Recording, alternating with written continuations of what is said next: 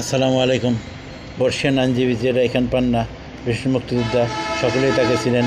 সম্প্রতি আইসিটি বা আন্তর্জাতিক অপরাধ কোর্ট তাকে শেখ হাসিনার পক্ষে মামলা লড়ার জন্য সরকারি উকিল নিয়োগ দিয়েছিলেন। এর আগে যেই মামলাটিতে শেখ হাসিনার মৃত্যুদণ্ড হয়েছে, সেই মামলায় তিনি উকিল হওয়ার জন্য আগ্রহ প্রকাশ করলো, তখন সরকার তাকে অনুমতি দেয় নাই। কিন্তু এখন সরকার থেকে তাকে সরকারি কৌশলে নিয়োগ করা হয়েছে।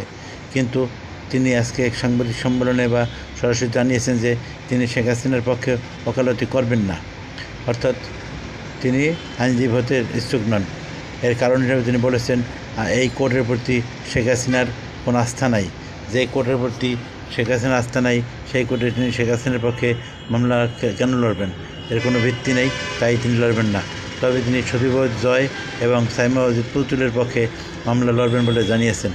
একই সাথে তিনি বলেছেন, তার প্রিয় বন্ধু অ্যাডভোকেট ফজলুর রহমান, বিশেষ মুক্তিযোদ্ধা, যাকে আদালত অবমাননার নামে মামলা করা হয়েছে, তার পক্ষে তিনি এই কোর্টে মামলা লড়বেন। ফলে তিনি যে এই কোর্টে যে মামলা শুরু করতেছেন বা এই কোর্টে তিনি প্রবেশ করবেন, এই কোর্টে তার কার্যক্রমে অংশ নেবেন, সেটা অচিরে আমরা দেখতে পাবো। দেখা যাক তিনি এই মামলাকে কোথায় নিয়ে যেতে পারেন। তার প্রতি সকলের আস্থা আছে, শ্রদ্ধা আছে, আমাদেরও তার প্রতি শ্রদ্ধা আছে। আসসালামু আলাইকুম। সবাই ভালো থাকবেন। আমার চ্যানেলটি ভালো হলে সাবস্ক্রাইব করবেন। খোদা হাফেজ।